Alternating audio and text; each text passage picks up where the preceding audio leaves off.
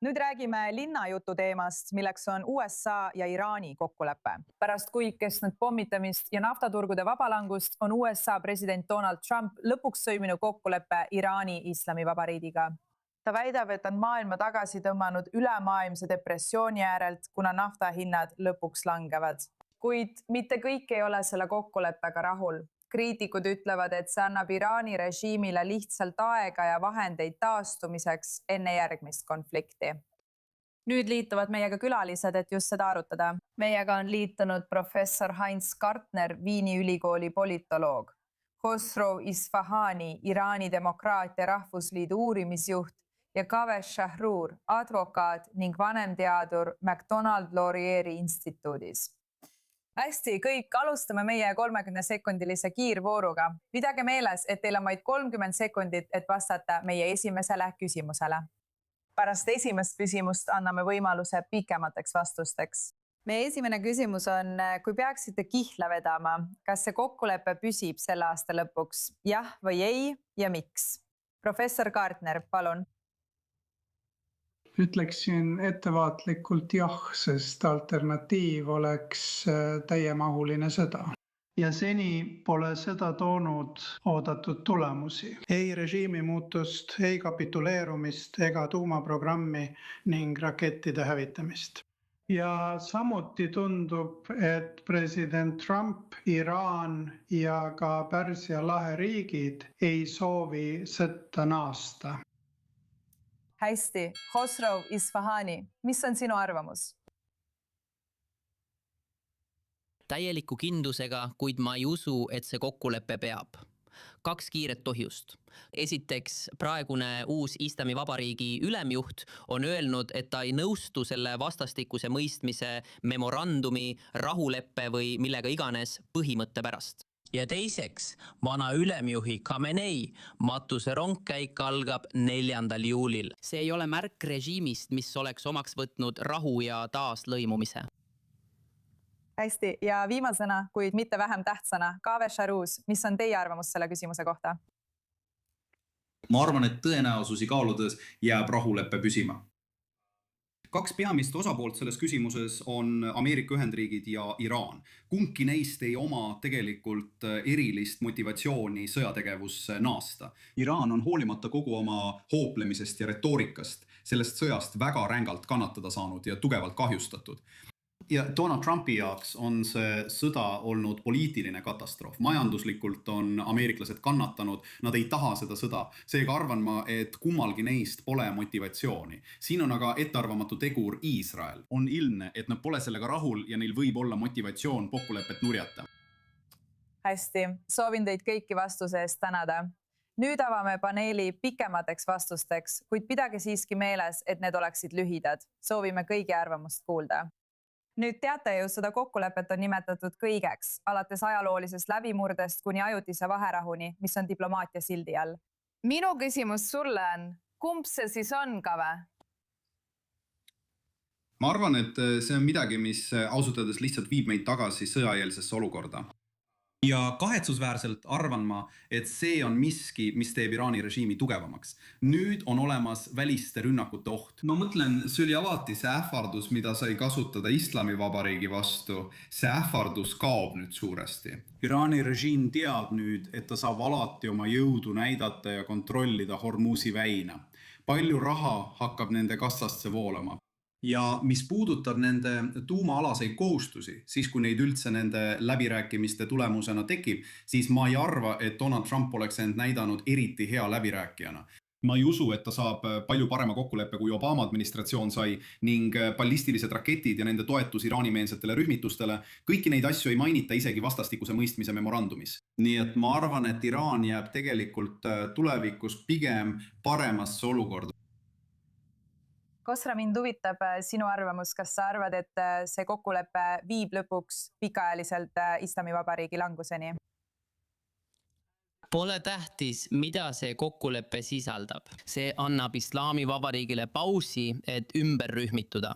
taastada oma sõjaline võimekus, taastada kontroll Iraanis ja annab neile ka rahalisi ressursse. Aga hea asi Islamivabariigi juures on see, et seda juhivad kampmängureid, kes lähevad alati liiga kaugele.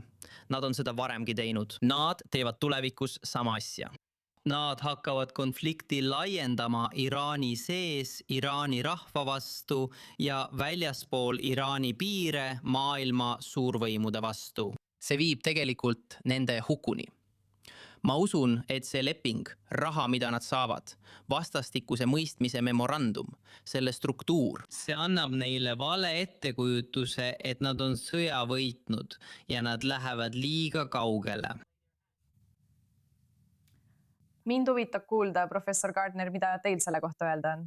Kas arvate, et Islamivabariigi langus on peatne, nagu on väitnud näiteks Iisraeli peaminister Netanyahu, eriti pärast selle lepingu allkirjastamist? Režiimi muutus ei toimunud pärast neid kahte sõda ja režiimi muutus oli juba paljude opositsiooniliidrite päevakorras, kuid 47 aastat on režiim püsinud. Aga on tõsi, et valitsus ja süsteem muutusid mingil määral. Nii et vana revolutsiooni kaardivägi ei ole enam võimul. Ja me näeme tõusamaid revolutsiooni kaardiväe juhte, kes mõtlevad rohkem sõjalisele jõule kui usulisele ideoloogiale. Nii et nad võtsid õppust pigem Iraani-Iraagi sõjast, mitte niivõrd Iraani revolutsioonist. Nii et me näeme muutust, võib-olla avanemist ühiskonnas, kuid mitte niivõrd poliitilises eesmärgis. See jääb autoritaarseks, kuid me näeme siiski mingit muutust. Ja loomulikult, kui memorandum rakendatakse ning mõned sanktsioonid tühistatakse ja varad vabastatakse, siis ma ei nõustu sellega, et kõik läheks sõjaväele või vastupanu liikumisele, sest ka uus süsteem kardab opositsiooni, meeleavaldusi ja viimased meeleavaldused puhkesid majanduslike probleemide tõttu. Nii et süsteem ja valitsus peavad midagi nende majanduslike raskuste suhtes ette võtma. Seega peab suur osa sellest rahast minema Iraani majandusse. Nüüd huvitav, Kave, kas sa arvad, et on õiglane öelda, et nende protestide põhjuseks oli majanduslik olukord? Kas sa arvad, et on võimalik, et me ei näe enam Iraani avalikkuse proteste, arvestades praegust olukorda? Ei. Ma mõtlen, ilmselgelt on majandus oluline tegur, kuid see pole sugugi ainus probleem, mis iraanlastel on. Iraanlasi on 47 aastat nende režiimi poolt julmalt koheldud. Neid on tapetud, neid on seaduse järgi allutatud apartheidi sarnasele süsteemile. Iraanlastel on palju rahulolematust ja majandus on sellest vaid osa. Ja ma ei usu ka, et süsteemi voolav raha parandab majandust tavalise iraanlase jaoks eriti palju, sest suur osa sellest rahast varastatakse niikuinii ära. Teate, Iraanil on üks maailma korrumpeerunumaid režiime. Suur osa sellest rahast suunatakse sõjalistesse programmidesse ja terroristlike käsilusrühmituste toetamiseks ja nii edasi. Nii et kõigepealt ma ei usu, et majanduslikud raskused kaob tavalise iraanlase jaoks. Ja teiseks, isegi kui see probleem lahendataks, arvan ma, et iraanlastes on palju viha. Ma arvan, et me näeme rohkem ülestõuse Iraani rahva poolt selle režiimi vastu. Iraani rahvas on väga selgelt näidanud, et nad tahavad sellest režiimist lahti saada. Aga ma arvan, et see saab olema lihtsalt kahetsus, et nad peavad silmitsi seisma režiimiga, mis on saanud jõudu juurde tänu Trumpi administratsiooni otsustele. Nüüd, nagu te teate, vaatame praegu olukorda, kus Pärsia lahe majandused on suundumas majanduslangusesse. Arengumaad on kütust normeerinud. Ameerika inflatsioon on praegu 3 aasta kõrgeimal tasemel. Isegi kui see kokkulepe tõesti peab, kui kaua läheb aega enne, kui tavalised inimesed tegelikult tunnetavad muutust selles, mis kohapeal toimub. Ja tead, ilmselgelt teame, et poliitilised huvid mängisid väga olulist rolli, võiks öelda, Trumpi otsuste tegemisel. Paljud ütlevad, et pärast vahevalimisi näeme, kuidas Ameerika Ühendriigid ja Iraan lähevad kohe tagasi sõtta. mis on sinu arvamus selle kohta ja ma tahaksin seda eriti küsida Khosrow käest. Enne sellele küsimusele vastamist tahaksin ma käsitleda midagi, mida professor ütles. Kogu lugupidamise juures, härra, te elate olematus paralleeluniversumis. Millises universumis on Islamivabariik muutunud vähem ideoloogiliselt juhitud riigiks? Kas te kuulate režiimi propagandat? Kas te loete nende ajalehti? Kas te vaatate nende riigimeediat? See ei vasta absoluutselt tõele. Režiimi propaganda ja ideoloogia on viimaste nädalate jooksul saanud justkui turbo juurde. See, mida te ütlete, on täiesti faktuaalselt vale. Nad võtavad tegelikult omaks šiitliku islamismi äärmuslikumaid suundi. Teheranist tulev retoorika on islamistliku, ekspansionistliku režiimi keel, mis tunneb, et on võitnud sõja Ameerika Ühendriikide ja Iisraeli vastu ning valmistub konflikti järgmiseks vooruks. Ei ole mitte mingisugust märki mõõdukuse, reformide või muutuste kohta režiimi retoorikas ega lähenemises.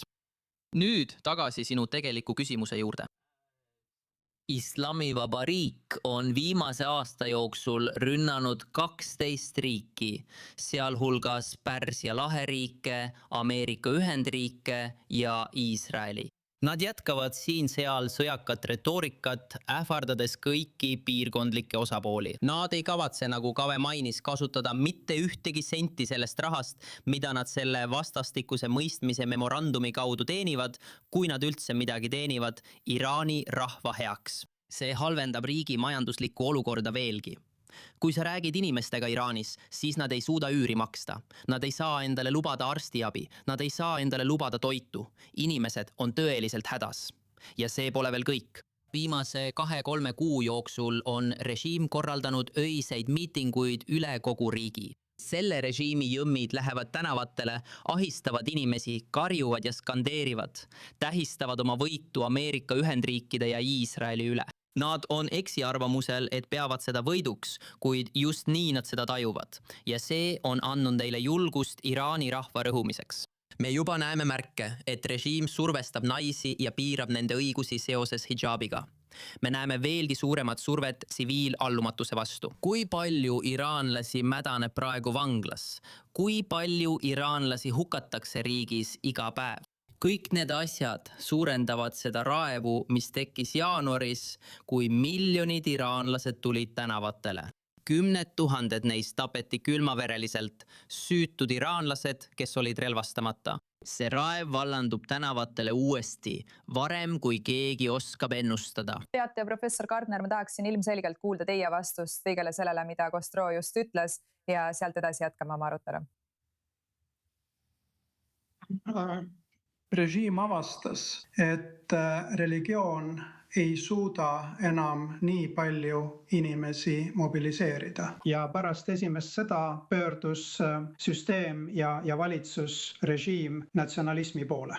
Nii et see, mida me kuuleme, on palju rohkem natsionalistlik ideoloogia, natsionalistlik režiim, mis püüab kaasata kogu ühiskonda. Nii et ka need, kes olid režiimiga rahulolematud ja osalesid jaanuaris toimunud meeleavaldustel, nii paljud neist koonduksid sõja tõttu lipu ümber. Ja vaadake lihtsalt ühiskonda. Nii et religioossete reeglite osas on repressioonid nõrgenemas. Aga muidugi autoritaarne režiim tugevneb. Nii et me tõesti näeme muutust. Ma ei arva, et me oleksime tagasi olukorras pärast 79. aastat. See on mõnede analüütikute vale eeldus. Jällegi. See on faktiliselt vale. Islamivabariigi šariaadi seaduse kehtestamine ei ole riigis leevenenud. Millest sa räägid? Täieliku natsionalismi omaksvõtmisest Islamivabariigi poolt. See liikumine algas Mahmoud Ahmadinejadi esimese ametiajaga presidendina 2005. aastal. See on olnud terve kampaania Islamivabariigi poolt, mis on kestnud üle 2 aastakümne. Kas sa pole jälginud seda juhtumit, millest sa räägid? Või oled sa poolikest tõdedest eksitatud? Kave, ma nägin, et sa tahtsid sellele vastata. Ja ma sekkun. Ma näen mõlema härrasmehe argumentides teatud väärtusi. Ausalt öeldes ma ei arva, et see nii palju loeb, kas Islamivabariik kasutab religiooni või rahvuslust. Selle repressioonid jäävad samaks. Nii et professorile vastuseks ütleksin ma teile, et alles hiljuti teatas režiim, et nad kavatsevad piitsutada naist nimega Parasto Ahmadi lihtsalt selle eest, et ta laulis otseülekandes. Selle eest 74 piitsahoopi. Teate, see ei ole režiim, mis oma käitumist kuidagi mõõdukaks muudaks. Ma olen teiega nõus. Ma mõtlen, et nad kasutavad üha rohkem natsionalistlikku retoorikat, sest iraanlased reageerivad sellele natuke rohkem. Aga ma ei usu, et selle režiimi põhiolemus muutuks. Represseerimine on selle süsteemi DNA-sse sisse kirjutatud. Ja ma ei usu, et tuumaleping või tegelaste vahetus seda muudaks. See on režiim, mis õitseb ja eksisteerib selleks, et oma elamikkonda allutada. Nii see toimib. Teate, Trump kiidab seda lepingut ilmselgelt kui suurt läbimurret. Ta ütleb, et see toob rahu kogu Lähis-Idasse. Muidugi küsimus, mis mul on see, kes tegelikult võitis, ütleksite teie, kui vaadata selle lepingu tingimusi, neid 14 erinevat punkti. Kaave. Tegelikult tahan kõigepealt kuulda sinu vastust sellele. Ma olen seda sotsiaalmeedias öelnud ja ütlen seda ka siin. Ma arvan, et see oli ilmselt üks šokeerivamaid hetki Ameerika sõjaväe ajaloos. Ameeriklaste kapituleerumise mõttes, selles mõttes, kuidas nad selle vastastikuse mõistmise memorandumi kaudu alla andsid. Ma ei usu, et sellele vastastikuse mõistmise memorandumile saab kuidagi teistsugust tähendust anda, et arvata, nagu oleksid ameeriklased sellest kokkuleppest võitjatena lahkunud. Praktiliselt igaüks neist 14 punktist memorandumis on iraanlaste kasuks. See on Iraani soovide nimekiri. Ja tead, Iraani režiimis on mõned, kes annavad märku, et nad on sellele vastu. Aga tegelikult ma mõtlen, et nad poleks osanud ette kujutada, et nad saavad sellest parema kokkuleppe toodult palju raha. Nad on öelnud, et nad hakkavad sisuliselt kontrollima Hormuzi väina. 60 päeva jooksul ütleb vastastikuse mõistmise memorandum, et nad ei hakka selle eest tasu võtma, mis viitab sellele, et neil on hiljem õigus võtta tasu Hormuzi väina kasutamise eest. Ja nii see jätkub. Nii et minu arvates pole kahtlustki, et iraanlased kahjuks, kuigi mul on malus seda öelda, iraanlased lahkusid sellest võitjatena. Ja ausalt öeldes on see kõik tingitud Donald Trumpi ja tema administratsiooni lühinägelikkusest. Professor Gardner, kuidas teie seda näete? Kas see on võit Trumpi administratsioonile või Iraani Islamivabariigile? Ma ei näe seda kui nullsumma mängu. See ei ole jalgpallimäng, kus keegi võidab või kaotab. Seega peab selline memorandum või leping või mis iganes seega poleks käsitlema kõiki kaebusi ja huve. Ja loomulikult mainib memorandum 4 väga olulist punkti. See on muidugi kõigi sõdade lõpp, sealhulgas Liibanoni sõda, mis on osa sellest. Aga teiseks ka Hormuzi väina avamine, topeltblokaadi eemaldamine. Kolmandaks tuumaküsimus. Ja meie jaoks sanktsioonide tühistamine ning Iraani varade külmutamise lõpetamine. Nii et probleem ei seisne siin käsitletavates küsimustes. Probleem on järjekorras. Mis tuleb esimesena? Ja me näeme, et nüüd seatakse Liibanon Hormuzi väina vastu ning iga küsimust kasutatakse kuidagi teise vastu. Nii et minu ettepanek on vaadata iga küsimust eraldi, pidada selle üle läbirääkimisi ja edasi liikuda ning järjekord tuleb hiljem. Nii et ma ütleksin, isegi kui see kõlab provokatiivselt, et tuumaküsimus on minu arvates kõige lihtsam lahendada, sest olemas on juba palju, millele toetuda. Rääkides tuumaküsimusest, Kostro, mind huvitab sinu arvamus selle kohta. Kas see kokkulepe on sarnane JCPOA-le, kas see erineb kuidagi? Kes teab tegelikult, mis selle kokkuleppega juhtuma hakkab? Enne kui me siia stuudiosse seda arutelu salvestama tulime, saime teateid, et Islamivabariigi läbirääkijad olid läbirääkimistelt lahkunud. Islamivabariik teeb seda, mida ta on alati teinud. Nad üritavad aega võita ja pikendada seda perioodi, mida nad kasutavad oma sõjaliste võimete taastamiseks. Aga ma tahan lisada veel ühe asja selle kohta, kes selle sõja võitis ja kes kaotas. Islamivabariik, see sõda, mille ta algatas, seda sõda ei algatanud Ameerika Ühendriigid ega Iisrael. See on sõda, mille Islamivabariik alustas juba oma loomisega 1979 aastal. Selle põhieesmärk oli islami universaalse riigi rajamine väljaspool Iraani piire. Ja selle kampaania teiseks eesmärgiks on juudi riigi hävitamine ja iga juudi tapmine Lähis-Idas. Nii kaua, kui me hingame, nii kaua, kui me vastu võitleme, ei ole me kaotanud. Diplomatia lahingus oleme andnud maad Islamivabariigile ja see on olnud viga. Kuid sõda ei ole läbi seni, kuni Islamivabariik hingab. See oli kõik saates Global Eye. Suur tänu, et liitusite meiega kanalil I24 News English. Mina olen Natasha Kiratšuk. Olge kindlasti lainel kanalil I24 News English, et saada pidevalt värskeimat teavet Lähis-Ida ja Iisraeli uudiste kohta. Kohtume järgmine kord.